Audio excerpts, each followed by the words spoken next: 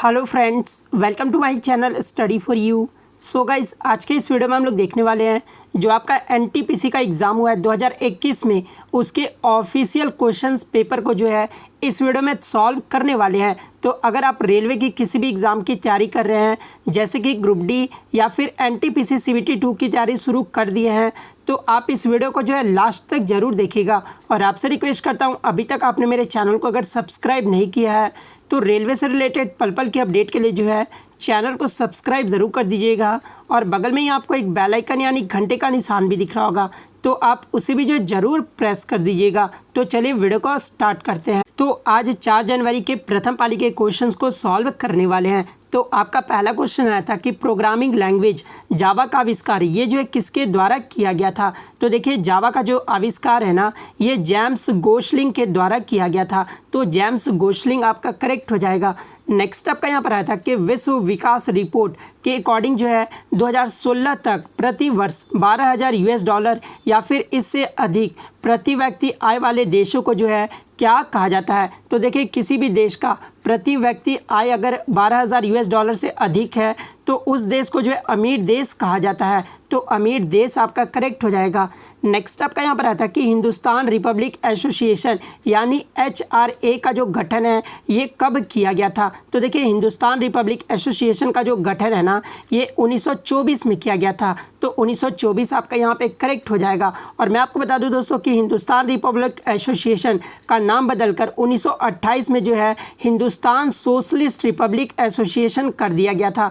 तो अगर एग्ज़ाम में पूछा जाए कि हिंदुस्तान सोशलिस्ट रिपब्लिक एसोसिएशन का गठन ये जो है कब किया गया था, तो 1928 में किया गया था। तो ये भी आपको ध्यान में रखना है। नेक्स्ट आपका यहाँ पर आया था कि नीति आयोग द्वारा वुमेन ट्रांसफॉर्मिंग इंडिया अवार्ड्स ये जो है किस वर्ष में शुरू किए गए थे। तो देखिए, नीति आयोग के द्वारा जो वुमेन ट्रांसफॉर्मिंग इंडिया अवार्ड्स है ये 2016 में शुरू किया गया था। और ये जो अवार्ड है ना, ये अंतर्राष्ट्रीय महिला दिवस 8 मार्च को जो है ये अवार्ड दिया जाता है। तो ये भी आपको ध्यान में रखना है। नेक्स्ट आपका यहाँ पर आया था कि नव कलेवर उत्सव ये जो है किस राज्य से संबंधित है। तो देखिए, ये जो नव कलेवर उत्सव है ना, ये आपका उड़ीसा राज्य में मनाया जाता है। तो उड़ीसा आपका यहाँ पे करेक्ट हो जाएगा। नेक्स्ट आपका यहाँ पर आया था कि किस उद्योग में जो है कच्चे माल के रूप में चूने के पत्थर का उपयोग किया जाता है। तो देखिए, चूने के पत्थर का जो उपयोग है ना, ये सीमेंट में किया जाता है। तो सीमेंट आपका करेक्ट हो जाएगा। नेक्स्ट आपका यहाँ पर आया था कि गोदावरी नदी का उद्गम ये जो है किस स्थान से होता है। तो देखिए, गोदावरी नदी का जो उद्गम है ना, ये आपका ब्रह्मगिरी की पहाड़ियों से होता है। तो ब्रह्मगिरी की पहाड़ियाँ आपका यहाँ पे करेक्ट हो जाएगा। और आपको कमेंट करके जवाब देना है दोस्तों कि ये जो गोदावरी नदी है ये किस राज्य में है। ये जो आपको कमेंट करके ज़रूर जवाब देना है। नेक्स्ट आपका यहाँ पर आया था कि सुकन्या समृद्धि योजना का शुभारंभ ये जो है किसने किया था। तो देखिए, सुकन्या समृद्धि योजना का जो शुभारंभ है ना, ये नरेंद्र मोदी के द्वारा किया गया था। तो नरेंद्र मोदी आपका यहाँ पे करेक्ट हो जाएगा। बात कर ले इसके इंपॉर्टेंट फैक्ट्स के बारे में। तो देखिए, इसकी जो इस योजना की जो शुरुआत है ना, ये 22 जनवरी 2015 को किया गया था। PM नरेंद्र मोदी ने पानीपत हरियाणा से लड़कियों को जो उच्च शिक्षा और उनके विवाह के लिए जो है एक राष्ट्रीय लघु बचत योजना का शुभारंभ किया था। तो अगर पूछा जाए कि इसकी शुरुआत कब हुई थी, तो 22 जनवरी 2015 को हुआ था। नेक्स्ट आपका यहाँ पर आया था कि राजा रवि वर्मा एक प्रसिद्ध क्या थे। तो देखिए, ये जो राजा रवि वर्मा थे ना, एक प्रसिद्ध चित्रकार थे। तो चित्रकार आपका यहाँ पे करेक्ट हो जाएगा।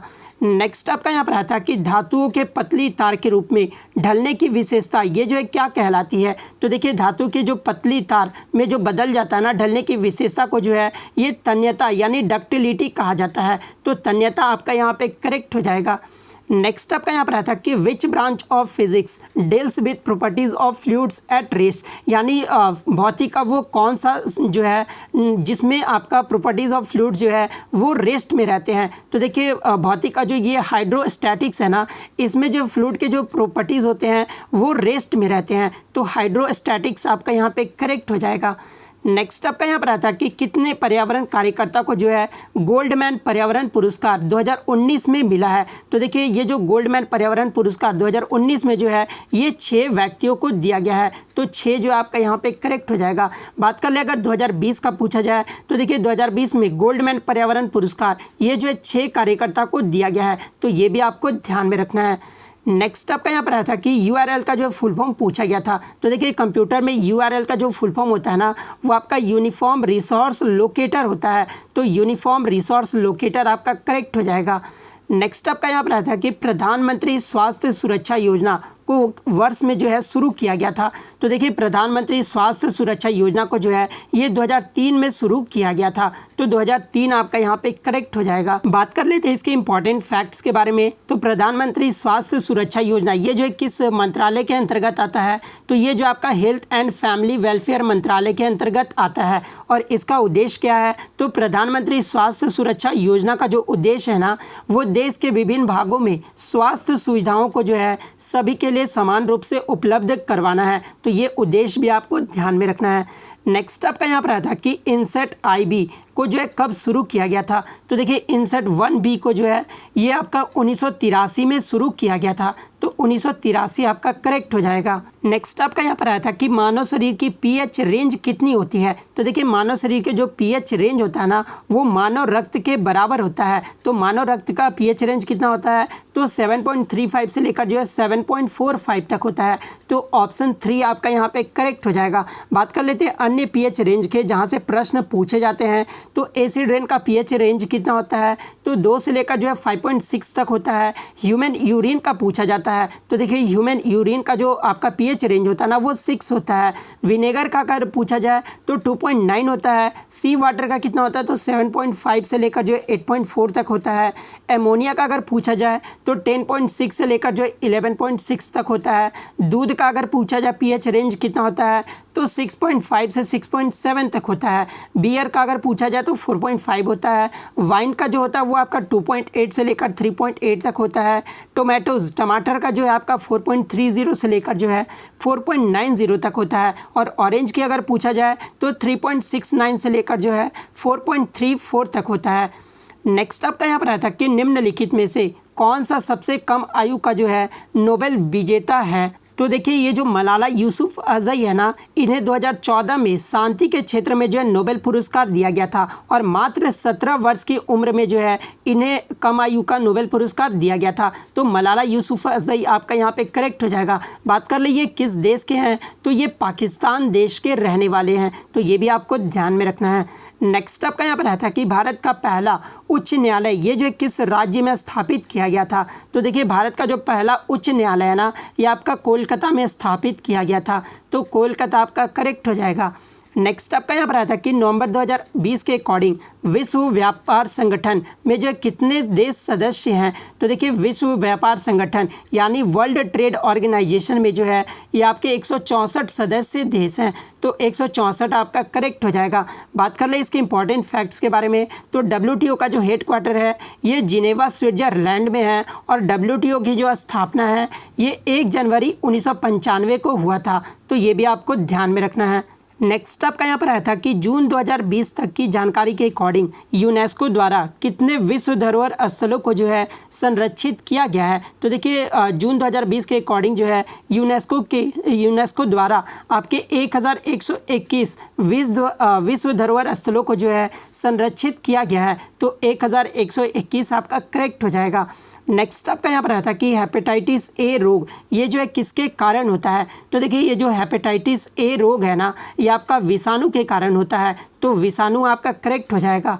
नेक्स्ट आपका यहाँ पर आया था कि भारतीय संविधान में पहला संशोधन ये जो किस वर्ष में किया गया था। तो देखिए भारतीय संविधान में जो पहला संशोधन है ना, ये आपका 1951 में किया गया था। तो 1951 आपका करेक्ट हो जाएगा।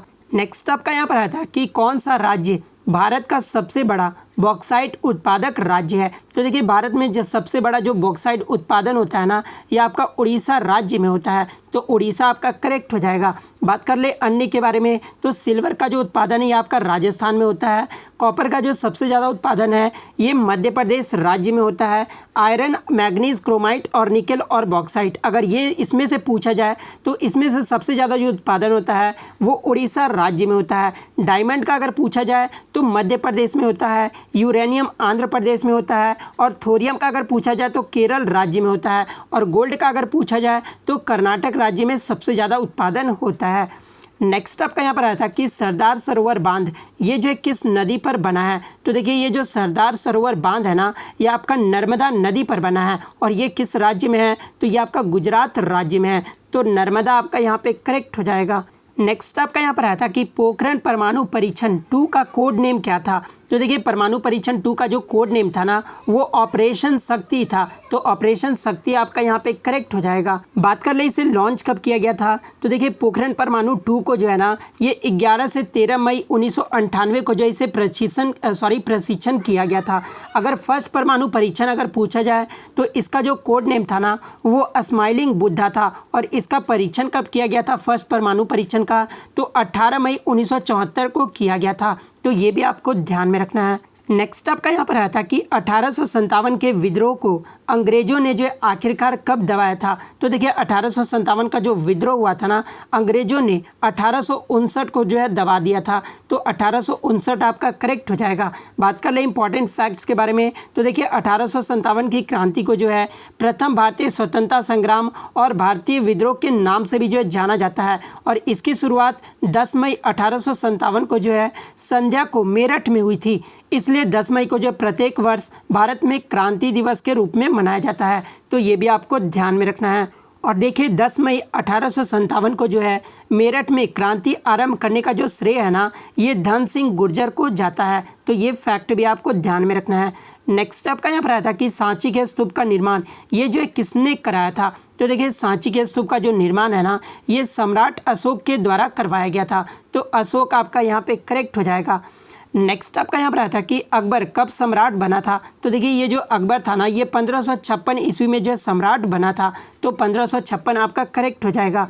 नेक्स्ट आपका यहाँ पर आया था कि फूल में गर्भ केशर ये जो है किसके होते हैं। तो देखिए फूल में जो गर्भ केशर होते हैं ना, ये मादा प्रजनन अंग के होते हैं। तो मादा प्रजनन अंग आपका करेक्ट हो जाएगा। नेक्स्ट आपका यहाँ पर आया था कि भारत ने पहली बार ओलंपिक खेलों में जो है किस वर्ष में भाग लिया था। तो देखिए भारत ने पहली बार जो है 1900 ईस्वी में ओलंपिक खेलों में जो है भाग लिया था। तो 1900 आपका यहाँ पे करेक्ट हो जाएगा।